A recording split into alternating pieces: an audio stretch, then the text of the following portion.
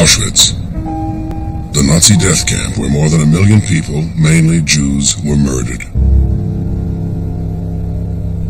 People with families and friends. Ordinary people robbed of their future. Each had their own unique story of how they came to be at Auschwitz. Only a minority survived. And today, decades later, very few can explain what happened there, as witness to its human terror.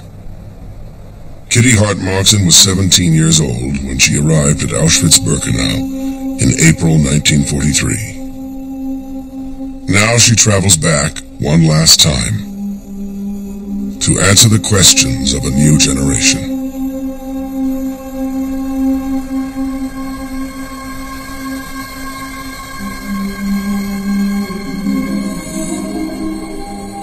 My name is Kitty Hart-Marxen, and I'm a Holocaust survivor. Designed as a factory of death, no one was intended to survive, let alone describe its inhumanity to a world not yet ready to listen.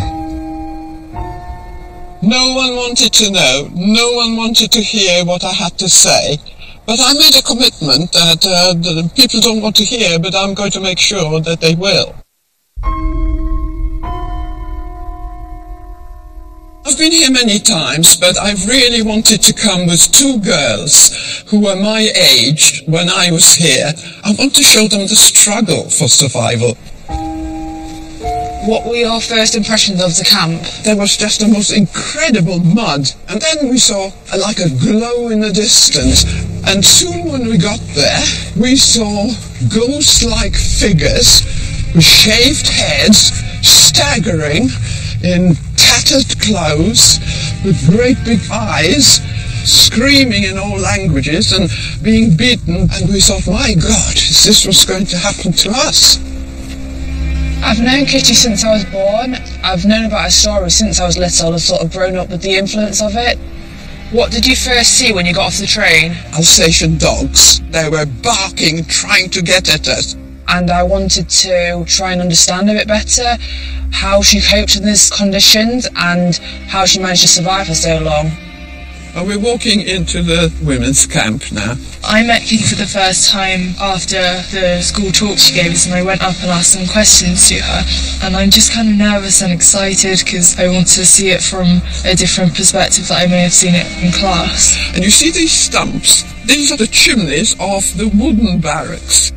What happens to you when you're in those formative years, age 13 to 16? It shapes you and your character for the whole of your life. Auschwitz is where my grandma feels she belongs, and it always calls her back. Kitty Hart was one of the first survivors to tell her story. She gives us access to that experience with the power of her words. You have to treat what Kitty says almost like music. I hear what she says, and I also try to listen to what she has left unsaid. You see this crossroad? The crossroad was the crossroad for life or death. The very fact that Kitty was an eyewitness and can say, this is what I saw, actually ensures that it cannot be denied, that the intentionality of the perpetrators is clear, and that it's indisputable that what she saw is what happened. And as you walked, you got stuck in this mud, and all these people were falling around in the mud. You cannot stand there and simply say, this is okay. This should never have happened. It should never have existed. And as a human being, thinking about the experience of others, you just realise this is no place for anybody to have ever been.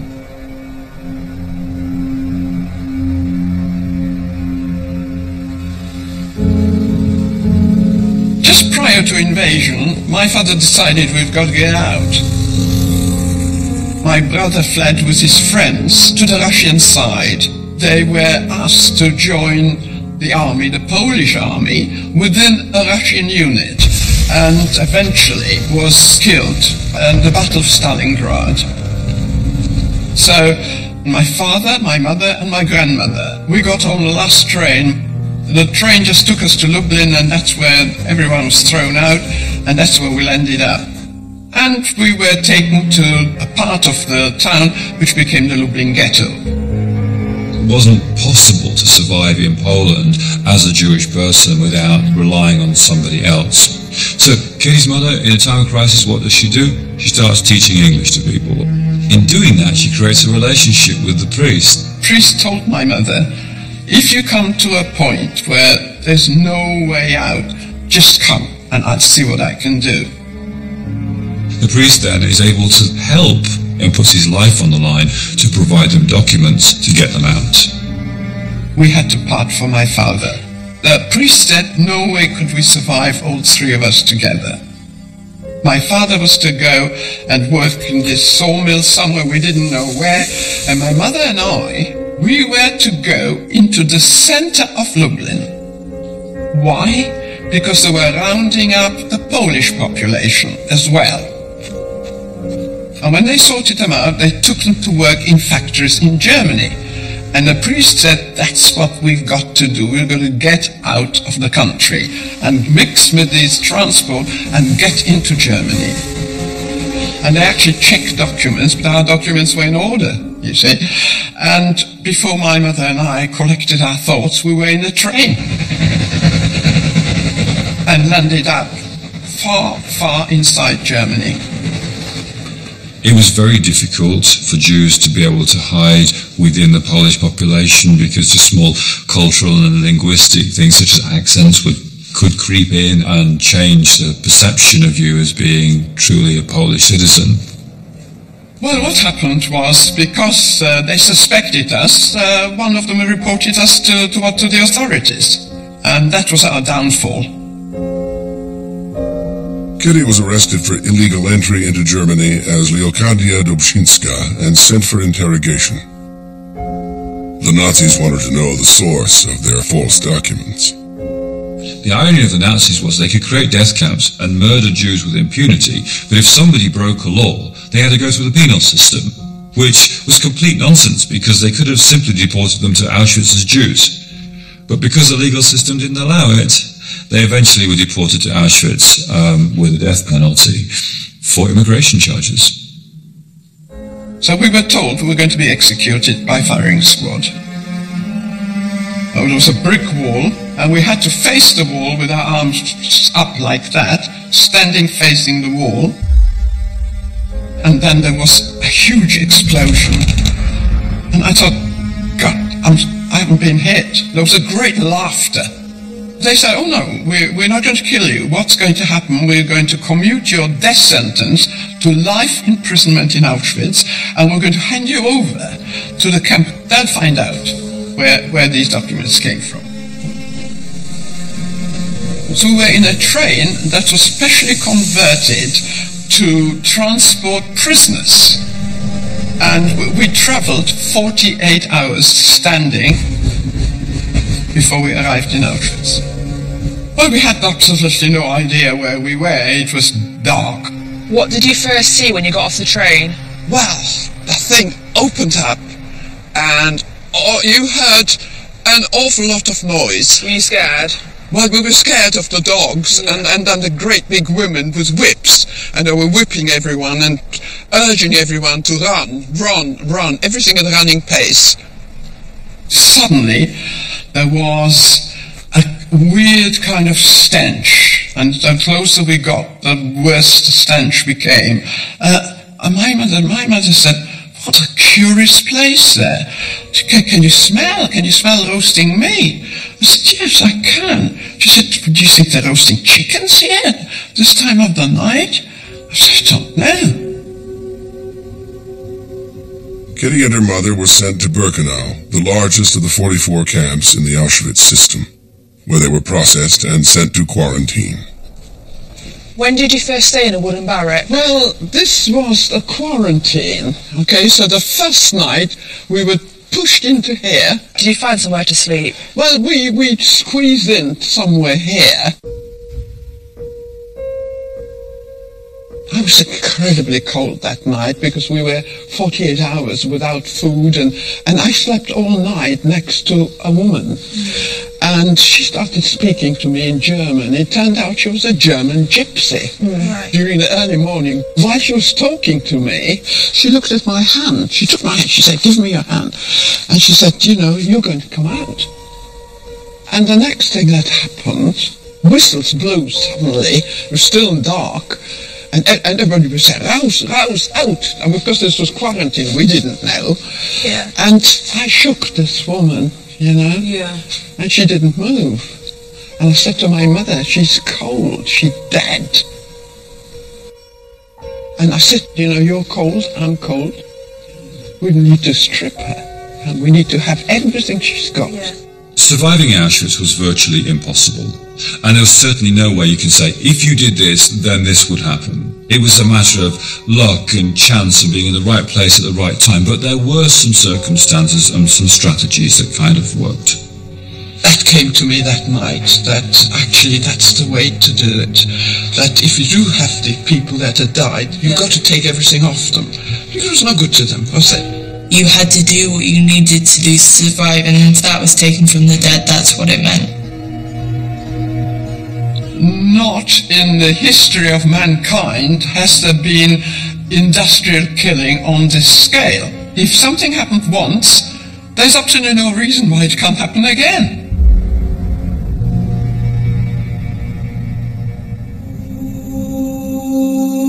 In 1943, Kitty was assigned to work on a new rail line into Birkenau called the Ramp. In 1944, she watched as transports of Jews from Hungary started to arrive. What was the importance of the ramp? People arrived in cattle trucks, and sometimes 7 or 10 trains would arrive in say, 24 hours, and people were sealed in, almost airtight, just a little bit of air coming through the slats. Sometimes the trains were sealed here for hours before they were allowed to unload. Did people die in the trains? Yeah, a lot of people died before they arrived here. Some people travelled 7 days before they arrived here. Did anyone have any idea what was happening when they got off the train? People had not the foggiest idea what was going to happen. Of course, there were people coming from the ghettos, so they didn't expect anything, good, obviously. Everything was very nice and quiet because they didn't want people to panic. So loudspeakers were here telling people, well, there's a lot of typhus here, and so you're all going to be disinfected, and we've got to split men from women and women with children. Leave your luggage, you're going to get your luggage later. And then someone came, right, left, men this way, women women with children on one side, younger people are younger, you can go that way. Oh, you're older, you take your child with you, it'll be fine, you take your child, we're not going to split you up. It was shocking to see that you stood in the exact same place as those people did once. At the ramp, women with children and the elderly were sent directly to their death. And if you were young and able-bodied, and if at that period of time they needed workers, then you were chosen for slave labor, which essentially meant that you were chosen to die slowly, not to die immediately in the gas chambers. Let me tell you, at this point, families were split, never ever saw one another again. So, some of the men were taken this way, okay. Some of the girls that were selected to go into the camp were taken through there. You were just told to go that way. And you know the road there, where does that go? The gas chambers. That's it.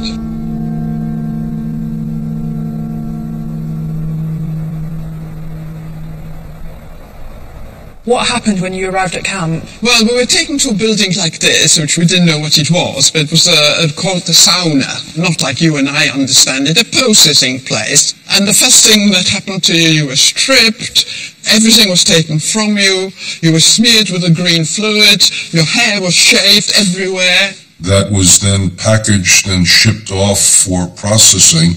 Hair was used both to create cloth and to line submarines and as detonators.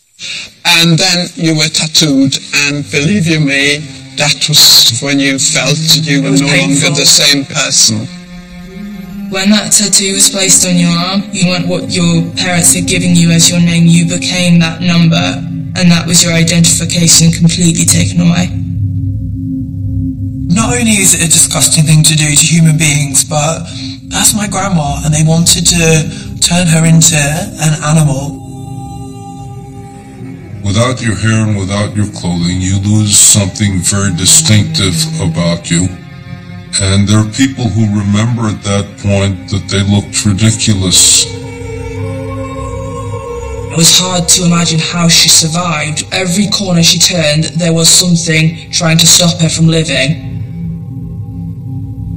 First of all, survival depended on the place of work. If you were working outside, the commandos, which are work parties, you hadn't had a prayer to survive for long. The other thing you couldn't survive was without a pair of shoes. Well, the problem was that you were issued wooden clogs, your clogs would get stuck in the mud, your feet would rub, they would get infected, and you were dead.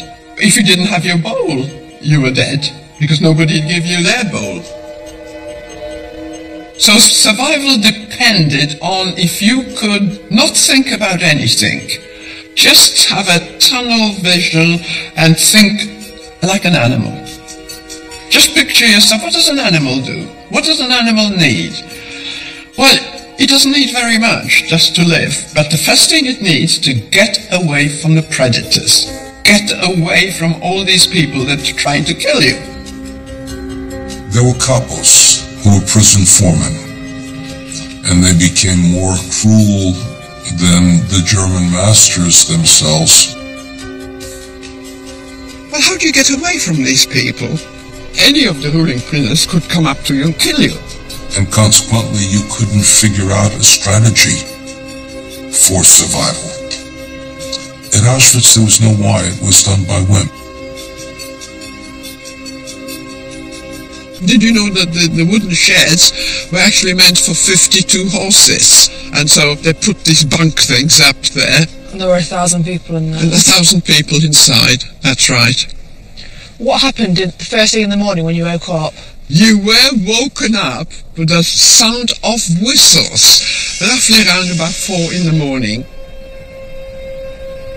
So roll calls took place twice a day, and roll calls was one of the greatest terrors of the camp.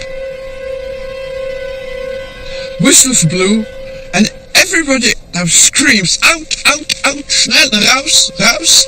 Total chaos. 1,000 people had to rush out of this door. And you see the ground, you're looking at grass, but you must look at mud. The whole thing was just one sea of mud. I've always said, if you found a blade of grass, what would you do with it? You'd eat it. So people were just staggering around the mud, but of course you had to stand to attention. Selection didn't just take place on arrival at Auschwitz, it was a daily occurrence. In fact, any time that prisoners were together, if anybody at any point in time tipped over into that place where they were no longer useful to the Nazis, they could simply be selected and sent into the gas chamber. People just collapsed and died. Died of tiredness, of exhaustion, of shock. Did you ever have to collect the corpses after roll call? Yes, yes. Oh, yes. When I was in the Leichenkommando, this is what we did.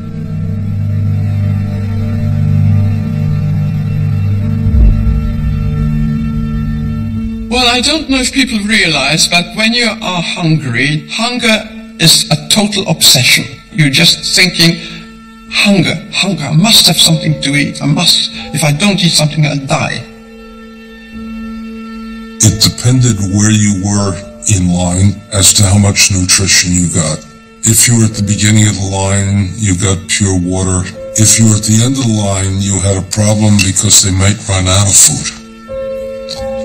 And if you knew the person who was ladling out the food, then in one sense they dug deep and they got the stuff in the soup that landed at the bottom, whether it's a potato or a carrot or something.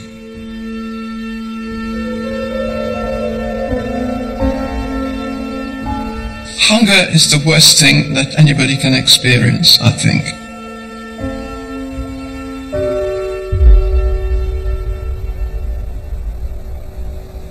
Did you stay in a bunk like this then? If you were lucky, there was one straw mattress and one blanket for 8 people. How did 8 people sleep here? Like sardines next to each That's other. it, you got it. Yeah. Head to feet, so you had somebody's feet in your face. Yeah. Did people die in the night then? Did you have any Yes, people experience of died that? in the night, that's right. If somebody died next to you, all of a sudden you found your own body heat going out. You needed the warmth of the other body in order to stay, I wouldn't say warm, but to stay less cold during the frigid nights. Suppose you needed to go to the toilet at night. There's no toilets in here. Well, A, there are no toilets. B, you were not allowed out.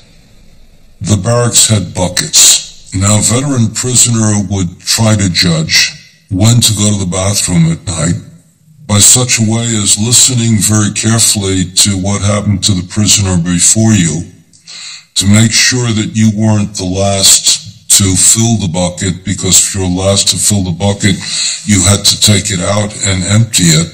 You look at that. You see what this is? It's mud. That's just mud. Yeah. That's right. And very often there was a mess here as well. Yeah. Because you couldn't get to the bucket. You had the permission to, even during the night, to use the bucket. So those were your living quarters. It was just so horrific to think that anybody could stuff all these people in this tiny space. I have a place to go to the toilet, and I have a place to sleep, and I have a place to have food, and I know that I will get it. The Nazis made sure in every way possible you didn't get what you needed. Something to eat, somewhere to sleep, and I'm afraid, if you don't mind the language, somewhere to shit. Now, what I'm going to show you is the latrines, okay? Now, you see that entrance? Mm-hmm. Thousands had to get through this entrance. And, of course, there was a functionary prisoner in charge and wouldn't let you in. But did you know, I worked there at one stage, so let's just show you what it was like. How did you get the job to work here? Well, I had to buy myself to work. I thought it'd be a good place. At least I'd have access to the lavatory. Yeah. Oh, it was horrible. There's nothing further from what a 16-year-old girl would want to be doing with her life than having her arms in shit. And yet, for her, that was a privilege. Because when she was in the Scheißkommando, it meant that she wasn't digging a ditch. She didn't have somebody flogging her to death because she couldn't dig fast enough. She wasn't actually freezing to death because she was inside. And what's more, the Nazis were nowhere near that place. So being in the Scheißkommando was a 16-year-old's dream in Auschwitz. So that was an open sewer. Thousands of women going in there. You had like 2 or 3 people to a hole because you didn't have it to yourself. And then, when people were finishing, you had to dig all that stuff out. So everything had to come out. Think of the idea that you have 35,000 people using these latrines. So it was designed again to dehumanize the people, to degrade them, to make them live in their own filth. Why do you dehumanize these people if you're going to kill them anyhow? Because if people look like a lump of feces, then it's easy to flush it down the toilet. And what would happen if you couldn't get in? How would you go to the toilet? You had your bowl. Yeah. And your bowl was virtually your food or your toilet. Yeah. The problem was washing it out, right? Yeah. How did you wash it out? No water. In the winter, you had snow, you could wipe it out. In the summer, it wasn't so. And you couldn't do anything on the ground because if somebody'd pick it, see you. You can get in trouble. Well, never mind in trouble, you got killed. Yeah. Yeah. Full stop. We haven't got the words to describe the intense cold. Well, I always think of penguins, actually. How did penguins survive on the Antarctic? Well, if you look at them, they huddle together and try to have body heat from each other. Well, that's exactly what it was. So that was trying to overcome the cold. It must have been horrific to have to stand still in the cold with no shoes, hours and hours on end, when she was hungry, starving, tired, and there was nothing she could do about that.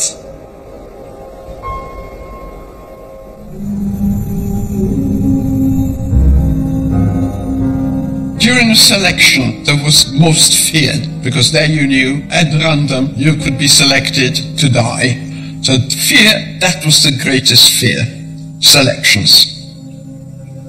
What's this block here with Well, the this is called Block 25. You see the number here, and you see the bars on the windows? Yeah. Well, that's the only block that had the bars, called the death block. Block 25 was the place where inmates, once they had been selected, were sent to await death. The Nazis, of course, because they were operating the camp as efficiently as possible, wouldn't simply select 2 or 3 inmates and then send them to the gas chamber because it wasn't worth turning the gas chamber on. So what would happen is they would collect several hundred of these prisoners who were at the end of their usefulness and then dispatch them to the gas chamber when it was convenient. I'm going to explain to you what's inside here. Now, everybody kept away from here because when selections were taking place in all these blocks, people would have to undress and turn around in front of the SS doctor.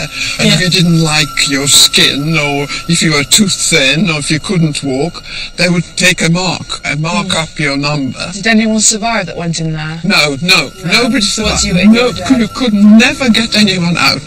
Once they were here, that was the end. You were very taken aback by it. Kitty told me that they had no clothes and you could see that their hands were through the window begging for food or water or anything. The reason Block 25 has such a prominent place in her memory is, of course, because all of the inmates in the women's camp could see it. It was right alongside their own barracks. They could hear the desperation of the women that were in there, knowing that there was literally no way out. Of course, everybody kept away from me, and when they opened up the doors, the stench went right through the camp.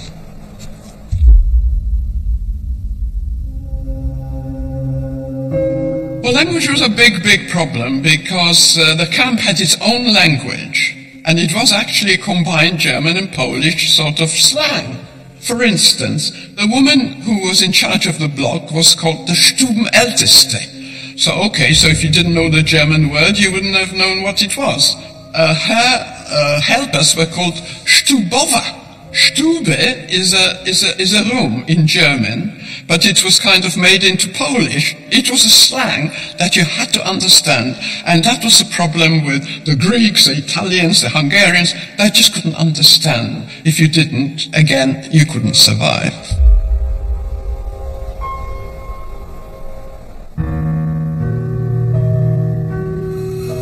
I lost my friends all the time. And that was the worst of it, that you had your friends, you established a contact, you already had someone that was had access, and you could get this, and you could get that, and you could get a bit of food, and then all of a sudden they were gone. Just having somebody that you knew that could help you in a given moment in time could be the difference between life and death. Everybody needed the friendship or the sense of I need you to be able to mediate a situation that wasn't designed to allow you to live. What were the white things on these fences? Now, if you look at these white things, that's high-tension electric fencing. You were very, very cautious not to go too close, because if you did, you committed suicide. People commit suicide often. That was the easiest way out. You just touched the fence and you were dead. And if you touched this person, you were dead as well, because electricity would pass through your body to the next person. Or you were shot from the watchtowers if you came too close. So yes, people went on the fence, yes.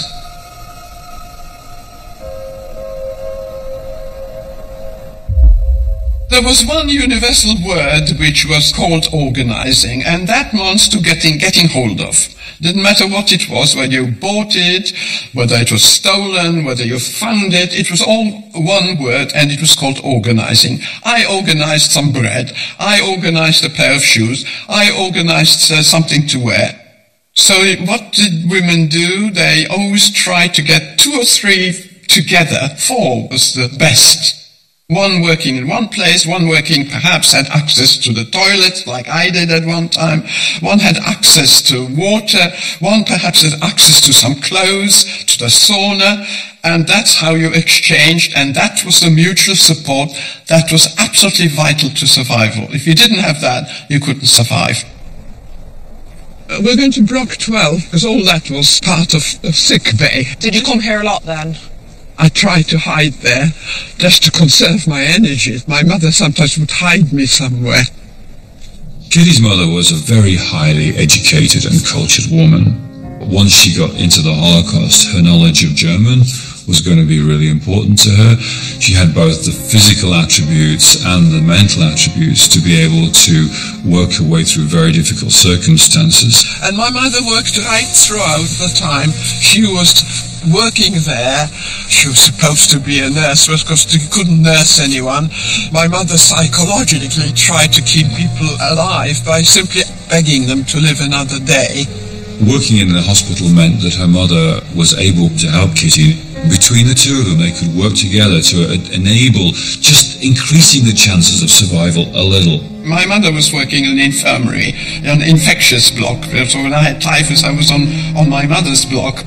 And I was lucky enough to be told I'd be able to stay and work within the infirmary. So I was a glorified cleaner, but really my function was to bring the bodies out that died. People died during the night.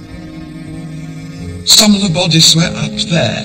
So 2 of us had to climb up there and get the corpses down, drag them all the way and stack them up outside. And I actually hid some of my friends here. I managed to bring them in here because I had access, but I told them it was the most dangerous place to be, because nearly every day the SS doctors would come in and carry out selections. They would sit people up. Sometimes they had to jump. If they couldn't jump over this heating channel, they'd be killed. Of course, the sick couldn't get down, so the SS doctors would just, with a chalk, mark up a bunk. Well, of course, we know what happened. Dr. Mengele came and said, today we're emptying this block, which meant today they're all going to die. Did they know what was happening? But I already knew what was happening, so we had to stand like this, in a circle, holding. And that's when I lost most of my friends. And that broke me. I never got over that. My mother realized what was going on, and from somewhere she appeared and she just grabbed me and pulled me away. And at that point, we thought, well, what's going to happen next? It's all empty. They were gone, and I was on my own.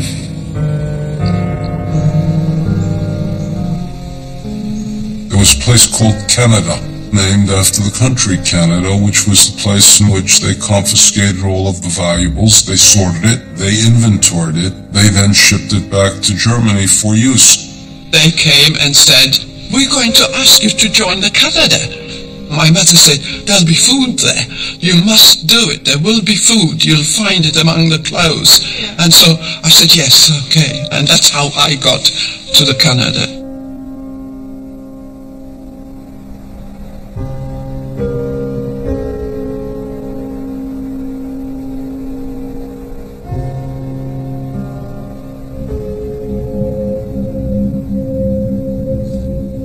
I'm going to tell you why I've brought you here. Thousands upon thousands of people were brought in with all their belongings. Yeah. Kitty really wanted to tell the story of Canada. For her, it's about evidence. Each one of those suitcases belonged to a human being, and each one of those coats was worn by one of those human beings. what she's trying to get across to us, I think, is just the scale of the killing based on the scale of that site. So there are 30 sheds here, all full of people's belongings, and we were here to do the sorting of the belongings. How long were you working here for? I was here 8 months. There were 2 passaways. Yeah. That passway at the bottom had a huge heap, like 3-story high. Everybody's things jumbled up. All the suitcases were emptied there. Documents, children's clothes, prams, everything was jumbled up down the bottom there. And then it was taken to individual sheds, and there it was sorted. My particular job was sorting nothing but men's jackets. So I had to find these men's jackets, and I couldn't always find them because I had a certain quota that I had to make. What happened if you didn't make the quota? Oh, you got punished if you didn't make the quota. And in the shed was a long table, like a trestle, and you put the jackets on the trestle, and you opened up all the seams. What do you think was in these jackets? Lots of jewellery and... Lots of jewellery, diamonds, jewellery, money of all different denominations. Did you always give everything in, or did you sometimes hide it and then... If you kept one single item of any value, that was the end, because it was constant inspection, so you couldn't keep it. And you know, we found a lot of paper money, as you can imagine. Yeah. What do you think we did with this paper money? Because it wasn't any good to you. You couldn't buy anything. What did we do with it? Use it in insulation. No, we Toilet used paper. Toilet paper. Yeah, well... All current dollars, kronas, whatever currency there was used as toilet paper. One of the SS who took us to the Canada made a speech, and he said, because you're here, you're never going to be back in the main camp, because what you see, we cannot allow it. There's only one way out of here, and that's through the chimney.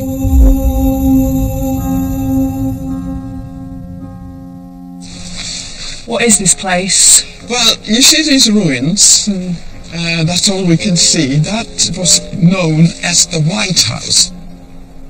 This was a place where the Sonderkommando, the people who were working inside the gas chambers, they were working here. We were not supposed to be here. You see where the sauna is? That's how close we are to the sauna. We're not allowed to come here. However, on about 4 or 5 occasions, I managed to pass this place, and the circumstances were that we took some clothes in handcarts, and we were told to take those handcarts back to the main camp. Now, the SS woman that accompanied us, she didn't like going in between the fences because she was afraid that she was going to get electrocuted. So she decided to take us this way. So what happens, we walked along here, and we passed this place here, which was a White House. People were lined up. Mostly men were lined up here, all a line of men. Each one was sort of going in as you were passing by, and you could hear a shot. And we were told by the men, by the Sonderkommando, being shot in the neck. You could hear it, or could you see You it? could hear the shot. Yes, you could hear a shot. Now, the other thing is that she said, you mustn't look round, you walk and you keep your head down. But we did see. So what did we see? We saw some men throwing in bodies into pits, and smoke coming out and fire coming out of the pits, and those were some of the bodies that they couldn't burn in the ovens. They were bringing them in here and burning them in pits. So this is a pit there where you're seeing all this vegetation. And I actually found one pit some years ago and found human remains, and I think it was that pit over there. And I passed this about 4 or 5 times within the 8 months that I was working here. How did it make you feel when you passed? It was a horrific sight, and we didn't even want to look, but of course we did. You know, it was forbidden, but it was just horrific, because you were just seeing bodies being burnt and the fire coming out of the pits and smoke all over the place. There were several. We passed several pits. There was one here, there was another one down there, but there were many pits here, but I recall that one particularly, very close to the sauna.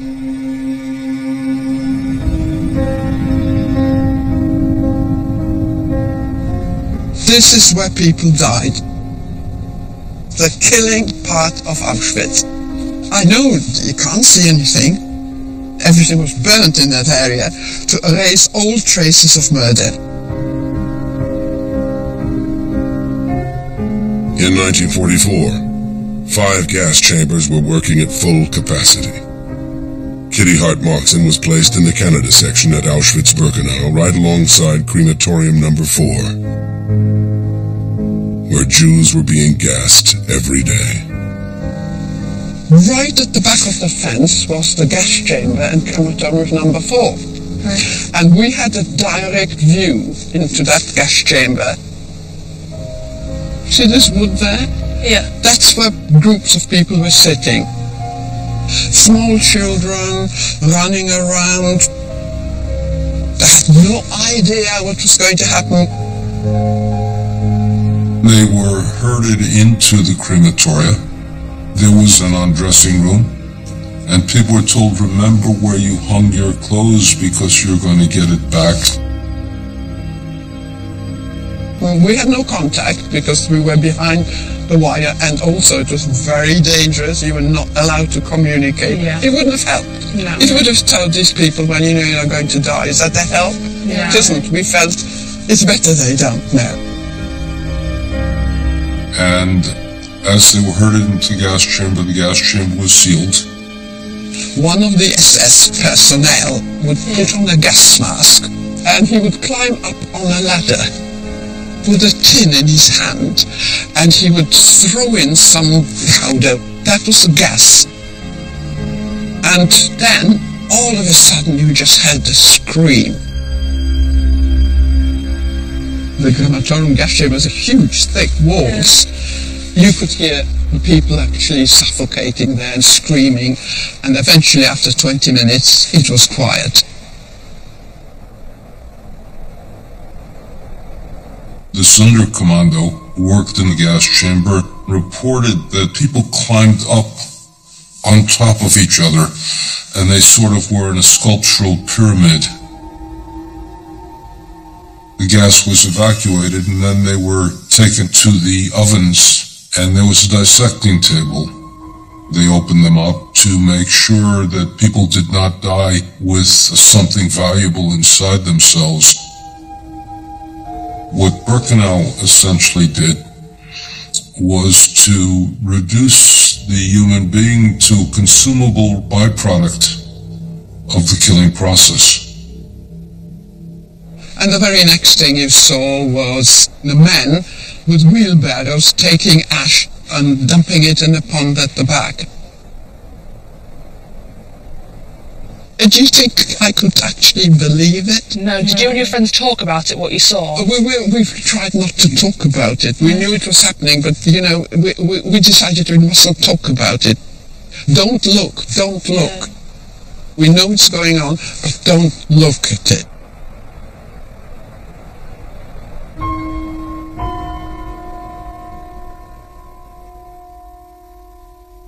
Little did the Nazis know that for months, Jewish prisoners that had been forced to operate the crematorium were planning an insurrection.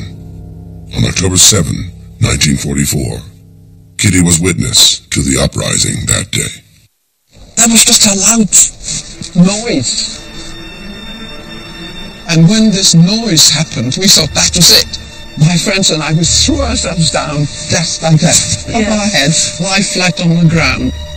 Armed resistance was not a decision whether to live, but most often a decision how to die. We do know that there were resistant movements. The Poles had a resistant movement, the Jews had a resistance movement, but we never knew who these people were because it was so incredibly dangerous. We didn't know it was uprising until we saw the men actually come over. They seemed to have cut part of the fencing, because that was electrified fence. Yeah. So they seemed to have cut the fence and run over, and they tried to escape somewhere. Yeah, I don't know where, but they were running all over. And we were just lying down, spread eagle, because that was the safest thing to do. There was a general shootout. They came in on motorcycles with machine guns, and I think they got most of the men. Kitty was also a witness to the fact that Jews did not go like lambs to the slaughter, that they were thinking about what they could do to overcome the Nazis, and with absolutely no chance whatsoever to get hold of the explosives, to be able to overcome the tight strictures on them, these Jewish people did that. Following the uprising was a huge inquiry, like a whole roll call with an inquiry. And during that inquiry, one of the SS women came and called my number, 39934. And I was transferred back to the main camp. And I had no idea why. I found out later it was my mother who managed to speak to one of the commandants and told him I'd been working 8 months there and that she was being evacuated, and asked him if I could be evacuated. And that's what happened. So why do you think that he let you go? We don't know. We don't know. I think my mother spoke this perfect German, and she didn't beg, she didn't crawl, she just got up there and spoke, asked to speak to him in a proper manner, and I think he took it on board and called my number. Well, I was transferred to the main camp. We were on this list to be evacuated, and my mother looked around and she thought, oh my goodness, we are already functionary prisoners. I wonder if they'll kill us. And we were put into a cattle truck. And my mother made a speech. Just remember, we are leaving here. We are all equal from now on. We will no longer have your functions. And remember, we may need one another's help. So, from now on, you're all going to be friends. And that's what happened. After leaving Auschwitz-Birkenau in November 1944, Kitty and her mother went through a further 6 camps and several death marches before finally being liberated in Salzwedel, Germany, April 14th, 1945. Liberation was at best bittersweet. It meant that for the first time they had to confront loss. Loss of parents, loss of spouses, loss of children, loss of entire communities, loss of entire worlds. And for years they had guarded themselves from feeling anything, and once they felt the feeling of vacuum, of emptiness, sometimes shattered them. You tried not to be emotional about anything. If you did, your emotions would just take over and you couldn't go on. That a civilized nation would take people on a train, bring them to gassing, annihilate them, confiscate and recycle the elements of their body, and do that systematically day in, day out. It's inconceivable. How could this happen? I felt very ashamed at the world and very just upset that this could ever take place. Some people see it as just a time in history, but they don't understand how it relates to us today. We are the ultimate proof of her survival. If she hadn't found the hope to keep on going, I wouldn't be sitting here. Now, what I want to show you is, what's this water? It's incredibly important to tell you about this water. Women, men, children, all, that's their final resting place. That's the cemetery.